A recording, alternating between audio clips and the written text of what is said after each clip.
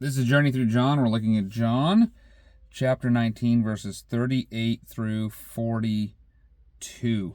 Remember Nicodemus. Remember the guy who came at night and he wasn't so sure and he had questions for Jesus. And he left at night. We didn't really know how the questions got answered. He was a prominent Jewish leader and he was an unsure guy when it came to who Jesus was. That's just a little background. Let's also remember that the point, the theological point and the purpose, we find it back up in verse 35, is still sort of the controlling variable here. John is a witness, and back then he said, "He who saw it," the death of Jesus, "has borne witness, his testimony is true, and he knows that he is telling the truth, that you also may believe." So the whole point of what's going on right now is that we would believe as readers. That's the application. That's the purpose. With all this in mind, let's go ahead and look at John chapter 19, verses 38 through 42.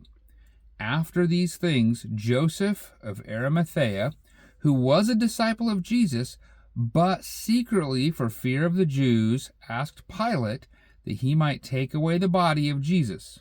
And Pilate gave him permission. So he came and took away his body. Nicodemus also, who earlier had come to Jesus by night, came bringing a mixture of myrrh and aloe, about 75 pounds in weight, so that they took the body of Jesus and bound it in linen cloths with spices, as is the burial custom of the Jews.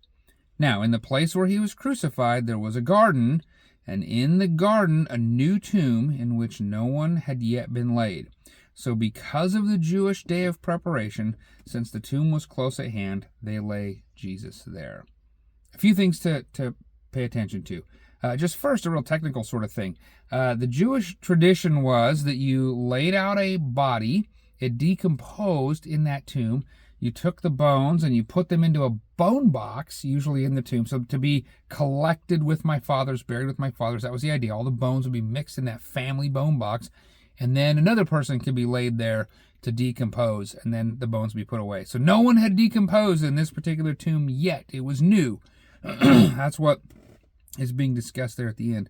And then something else to pay attention to. We have a prominent person, this Joseph of Arimathea, and another prominent person, Nicodemus. These are people who are named in John's text, which is coming out way after the fact. But at the moment when this is happening, Joseph of Arimathea seemed to be afraid of the Jews, and he was kind of a timid disciple. And Nicodemus, who you would have thought maybe never would have shown back up. Here's another individual who comes. And so you see these Jewish prominent figures, and you have all this hope that, wow, maybe there's going to be a huge turning to Jesus in some way. You're not sure, but these are timid, maybe unsure witnesses at the moment, but now that we're reading them and they're written in John's gospel, they're clearly outed.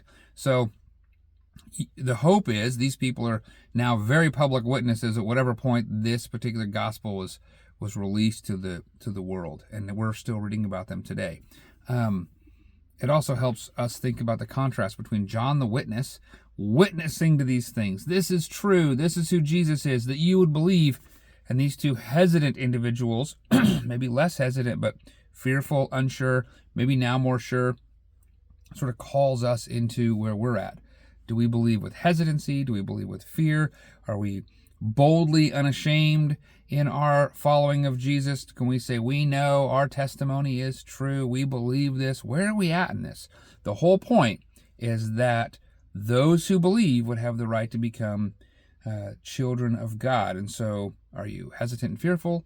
Are you going into this without any hesitation or without any fear?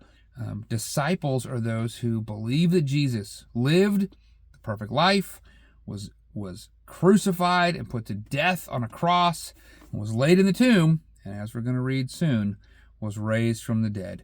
Do you believe this? What kind of testimony would you give? What kind of witness are you?